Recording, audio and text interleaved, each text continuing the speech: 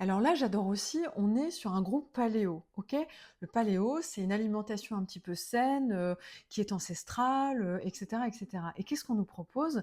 Bah, en fait, on nous propose absolument n'importe quoi. On nous propose des choses qui n'ont rien de paléolithique, hein. Ce qu'on a, voilà, c'est, des fruits hyper sucrés, des amandes à foison, et du skyr, qui au demeurant n'est pas si ancestral que ça, le skyr, et si bon pour la santé non plus, mais on va apporter à cette recette des allégations, encore une fois, santé. Donc on va nous dire que 250 grammes de poudre d'amande AIG bas, très bien, la poudre d'amande, oui, c'est vrai, c'est AIG bas. Le problème là-dedans, c'est pas uniquement ça, c'est que la poudre d'amande, c'est 500 milligrammes d'acide oxalique au 100 grammes. Donc là, avec 250 grammes pour cette recette, on est quand même déjà à 1250 milligrammes d'acide oxalique. Je vous rappelle que l'acide oxalique, ça vous crée des calculs rénaux, ça vous crée des selles biliaires, et que ça n'est pas à consommer de façon quotidienne.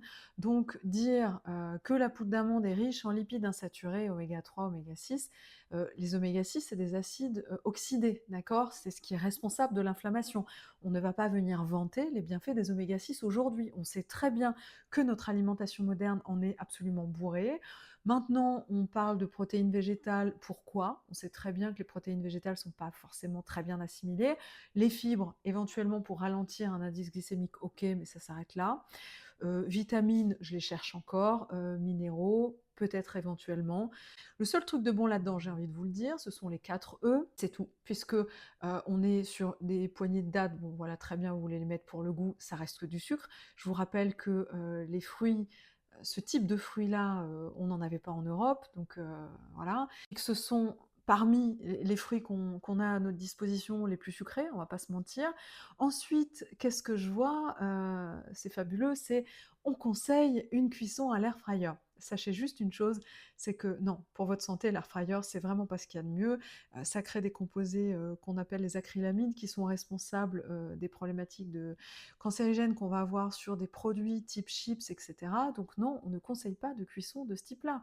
Four traditionnel éventuellement, mais dans tous les cas, on est encore typiquement dans une logique, qui n'est pas cohérente. On ne mange pas de produits laitiers 0 pour être en bonne santé. On ne mange pas de la poudre d'amande et des produits à base d'amande tous les jours. Ce n'est pas un argument santé pour un produit.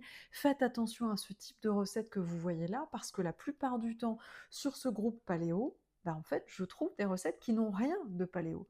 C'est terrible, mais on est encore dans une logique, bah, on nous enfume un petit peu comme le régime méditerranéen, voilà. Donc si ça vous a plu et que vous voulez d'autres éclaircissements de ce type, n'hésitez pas à m'envoyer vos captures écran, de recettes où vous vous posez la question: «Mais est-ce que c'est keto? Est-ce que c'est bon pour ma santé? Quels sont les produits qu'on me propose là?» Et ben, moi avec vous, je débunkerai tout ça, voilà. J'espère que ça vous a plu, que ce format-là va vous amuser. En tous les cas, moi ça m'amuse beaucoup de vous souligner les incohérences qui sont dans des discours qui se veulent surtout des discours santé, voilà. C'est très bien de faire mieux que d'acheter des biscuits en magasin, mais de là à dire que ça, c'est bon pour la santé, non, on peut pas quand même aller jusque-là. Donc voilà, prenez soin de vous, faites attention à ce que vous mettez là-dedans, mais surtout là-dedans.